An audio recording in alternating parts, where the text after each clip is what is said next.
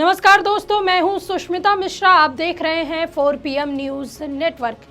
क्या हुआ जब अखिलेश यादव ने योगी आदित्यनाथ की जन आक्रोश रैली की बैंड बजा दी? कैसे अखिलेश ने योगी की विवेकानंद वाले बयान पर उनका खुलेआम मजाक उड़ाया और नशे के नाम लेकर किस पर तंज कसा? और क्या योगी आदित्यनाथ वाकई में अभी से विपक्ष में आने की प्रैक्टिस करने लगे हैं? पूरे देश में अगर कोई ऐसा राजनेता है जो हंसा कर और तंज मार मार कर अपने विरोधियों का मुंह बंद करा सकता है तो वो है अखिलेश यादव। एक तरफ जहां मंगलवार को योगी आदित्यनाथ और उनके नेता मंत्री महिला आरक्षण को लेकर हजारों महिलाओं के साथ सड़कों पर उतरकर जन आक्रोश रैली निकाल रहे थे, तो वहीं सपा प्रमुख अखिलेश यादव ने एक प्रेस कॉन्फ्रेंस बुलाई जिसमें उन्होंने सीएम योगी आदित्यनाथ और उनकी सरकार की धज्जियां उड़ा दी है। इस प्रेस कॉन्फ्रेंस में अखिलेश यादव ने न सिर्फ बीजेपी के झूठ को एक्सपोज किया बल्कि 27 में अपनी सरकार बनाने का दावा भी ठोक दिया। तो पत्रकार वार्ता में सपा प्रमुख ने कैसे बीजेपी का धागा खोलकर रख दिया और क्यों उन्होंने जनता से चौकन्ना रहने के लिए कहा, सब बताएंगे आपको इस रिपोर्ट में। विपक्ष को महिला विरोधी बताने के लिए बीजेपी पूरे देश में झूठा प्रोपोगेंडा फैला रही है। लखनऊ में मंगलवार को महिला आरक्षण बिल के मुद्दे पर भारतीय जनता पार्टी ने बड़ी जन आक्रोश रैली का आयोजन किया। सोचिए, जिस पार्टी की सरकार है वही पार्टी विपक्ष के खिलाफ रैली निकाल रही है क्योंकि सरकार अपना लाया हुआ बिल नहीं पेश कर पाई। अब देखिए, लखनऊ में जब ये रैली निकाली गई तो खुद योगी आदित्यनाथ ही इसका नेतृत्व कर रहे थे। खबरों की माने तो इस रैली में 5000 से अधिक महिलाओं ने हिस्सा लिया। हालांकि कई चैनलों के इंटरव्यू में पाया गया कि इन महिलाओं को पता ही नहीं कि रैली निकाली किस बात को लेकर जा रही थी। वहीं जब पत्रकारों ने अखिलेश से इस रैली को लेकर सवाल पूछा तो उन्होंने साफ कह दिया कि बीजेपी विपक्ष में आने के लिए पहले से ही प्रैक्टिस कर रही है। सुना है कि पदयात्रा हो रही थी लखनऊ में और इतनी भीषण गर्मी में कोई काला चश्मा नहीं लगाया था और ये जो पदयात्रा थी वो प्रैक्टिस है कि विपक्ष में ऐसे ही आंदोलन करना पड़ेगा इनको। ये पहली सरकार है जो सरकार में रह करके विपक्ष की प्रैक्टिस कर रही है। इससे पहले शायद किसी ने अपने ही कानून के लिए, अपने ही बनाए हुए कानून के लिए इतना संघर्ष नहीं किया होगा जितना ये सरकार संघर्ष कर रही है। इतिहास में पहली बार ऐसा होने जा रहा है चुनाव में। इतिहास में पहली बार ऐसा होने जा रहा है चुनाव में कि एक समुदाय एक दल को हराने जा रहा है और उस समुदाय का नाम है पीडीए और पीडीए परिवार। हम सबका मानना है कि जिनकी दिक्कतें हैं, दुख दर्द हैं, पीड़ा, प्रताड़ना के कारण जो हम सब में कॉमन है, हम एक सूत्र से बंधे लोग हैं। यही पीडीए परिवार के लोग मिलकर के भारतीय जनता पार्टी का मुकाबला कर करके आने वाले समय में सामाजिक न्याय के राज की स्थापना के लिए पीडीए सरकार बनाने जा रहे हैं।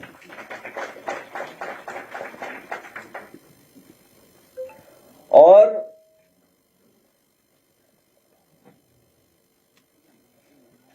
हाल ही में जो ऐतिहासिक लोकतंत्र की जीत हुई है उसके लिए हम सब लोग जनता का भी धन्यवाद देते हैं और इंडिया गठबंधन के सभी नेताओं को जिन्होंने साथ दिया इस ऐतिहासिक लोकतांत्रिक जीत के लिए बहुत बहुत बधाई देना चाहते हैं। सदन में भी कहा, सदन के बाहर भी कहा और फिर कहते हैं हम समाजवादी लोग हमेशा महिलाओं के आरक्षण के पक्ष में रहे हैं। महिलाओं को आरक्षण मिले, उन्हें आगे बढ़ने का मौका मिले। अगर कोई आरक्षण को रोकना चाहता है तो वो भारतीय जनता पार्टी है। उसकी बदनीयत को हम लोग कामयाब नहीं होने देंगे। केवल लोकतांत्रिक जीत नहीं हुई बल्कि भारतीय जनता पार्टी की बदनीयत की भी हार हुई है।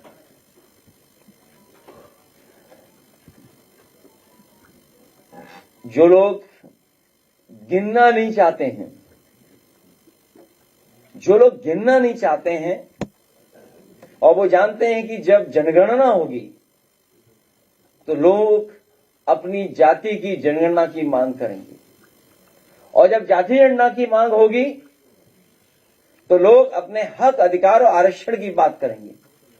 इसीलिए भारतीय जनता पार्टी के लोग जनगणना नहीं करना चाहते थे। जब गिनती से आरक्षण मिल रहा है तो जब तक गिनती नहीं होगी तो सोचो आरक्षण कैसे मिलेगा। इसलिए भारतीय जनता पार्टी की कोशिश थी कि जनता को गुमराह करें, और कितना झूठ बोल रहे हैं वो लोग। सुनने में आया है, और इतिहासकार ये बताते हैं कि हिटलर के जमाने में उनके पास प्रोपोगेंडा के लिए एक मिनिस्टर होता था, एक मिनिस्टर बनाया जाता था। लेकिन इधर भारतीय जनता पार्टी की सरकार में तो न केवल सरकार बल्कि जितने भी लोग बैठे हैं कॉन्स्टिट्यूशन की पोस्ट पे, वो भी उन्हीं का प्रचार कर रहे हैं। सोचिए आप, ये प्रोपेगेंडा के सहारे चल रहे हैं, लेकिन जनता समझ चुकी है इनका प्रोपेगेंडा कामयाब नहीं होगा। आने वाले समय में हम सब लोग मिलकर के न केवल बीजेपी को हटाएंगे बल्कि हमेशा हमेशा के लिए हटाएंगे। इस संकल्प के साथ मैं एक बार फिर अपने सभी साथी जो आज समाजवादी पार्टी में शामिल हो रहे हैं, मैं उनका बहुत बहुत धन्यवाद देता हूं। अर्जुन सिंह जी का धन्यवाद देता हूं, माया देवी जी का भी धन्यवाद देता हूं, और साथी जो राजेंद्र सिंह खड़गवंशी जी हैं, निर्वेश देवी जी और उनके साथ बड़ी संख्या में जो लोग आए, उन सबको बहुत बहुत आभार प्रकट करता हूं, धन्यवाद देता हूं। विश्वकर्मा समाज के भी हमारे साथ बड़ी संख्या में साथी आए हैं। मैं उन सब का, शंकर शर्मा जी और उनके सभी साथियों का बहुत बहुत स्वागत और धन्यवाद देता हूं। इसी तरीके से हमारा पीडीए परिवार बढ़ता जाएगा। हम लोग आगे बढ़कर के इस भारतीय जनता पार्टी को हराएंगे भी, और भाजपा हारेगी भी, और कभी दोबारा आएगी नहीं। अब देखिए, लखनऊ में जन आक्रोश रैली निकालने के एक दिन पहले सीएम योगी बीजेपी का प्रचार करने के लिए पश्चिम बंगाल पहुंचे थे, जहां उन्होंने एक ऐसा बड़ा बवंडर कर दिया जिसमें पूरी पार्टी की जमकर फजीहत हो गई। हर चीज का नाम बदलने के एक्सपर्ट बुलडोजर बाबा ने पश्चिम बंगाल की एक रैली में गजब का कारनामा कर डाला, जब उन्होंने नेताजी सुभाष चंद्र बोस का मशहूर नारा "तुम मुझे खून दो मैं तुम्हें आजादी दूंगा" को स्वामी विवेकानंद के नाम पर चिपका दिया। स्वामी विवेकानंद ने कहा था, तुम मुझे खून दो मैं तुम्हें आजादी दूंगा। अब योगी के इस बयान को लेकर जब पत्रकारों ने अखिलेश यादव से उनका रिएक्शन मांगा तो अखिलेश ने तो योगी जी का धागा ही खोल दिया। अखिलेश ने योगी की चुटकी लेते हुए कहा कि जो दूसरों का नाम बदलते थे उनका ही नाम बदल गया बंगाल जाते जाते। इसके साथ ही उन्होंने नशा नाश कर देता है बोलकर बिना किसी का नाम लिए तंज कसा। सुनिए क्या कुछ कहा। लेकिन मुझे खुशी है इस बात की, जो दूसरों का नाम बदलते थे उनका ही नाम बदल गया बंगाल जाते ही। जो दूसरों का दिन भर नाम बदलते थे उनका नाम बदल गया बताइए बंगाल में जाकर के। और अगर ज्यादा ऐसी भाषा का इस्तेमाल करेंगे, अभी सरकार वहां दूसरी है, कहीं एफआईआर न दर्ज हुआ उन पे। अब इतना ही जानते स्वामी विवेकानंद जी के लिए, वो इतना ही जानते हैं। तुम हमें खून दो हम तुम्हें आजादी देंगे। ये कहीं ऐसा तो नहीं वनस्पति का असर हो। अब देखिए, एक तरफ जहां अखिलेश यादव ने सीएम योगी की चुटकी ली तो वहीं जनता को बीजेपी से चौकन्ना और सावधान रहने के लिए भी कहा।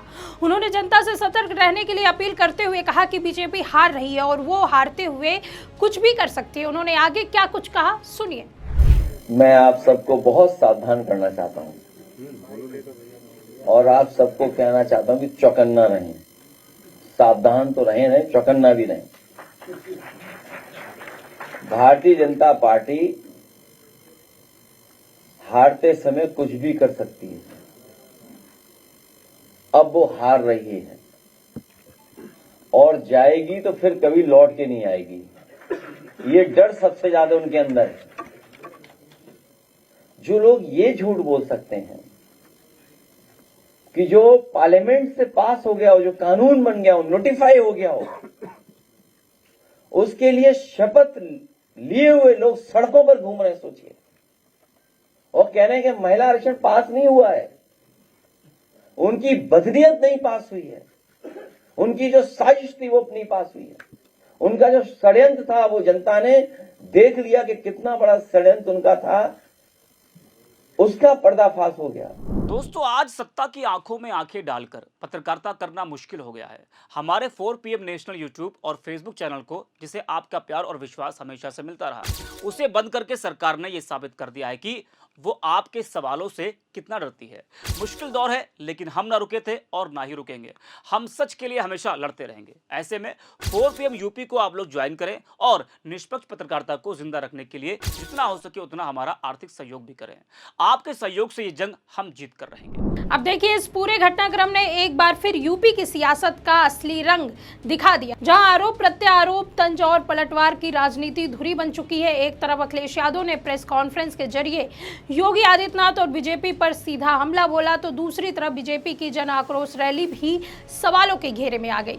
सीएम योगी के विवेकानंद वाले बयान को लेकर उठे विवाद ने विपक्ष को एक बड़ा मौका दे दिया, जिसका इस्तेमाल अखिलेश ने पूरे अंदाज में किया, हंसी, व्यंग और राजनीतिक वार के साथ। वहीं अखिलेश का यही अंदाज साफ संकेत देता है कि आने वाले चुनाव को लेकर सपा पूरी तरह से आक्रामक मोड में है और बीजेपी की हर छोटी बड़ी चूक को मुद्दा बनाने में कोई कोर कसर नहीं छोड़ेगी।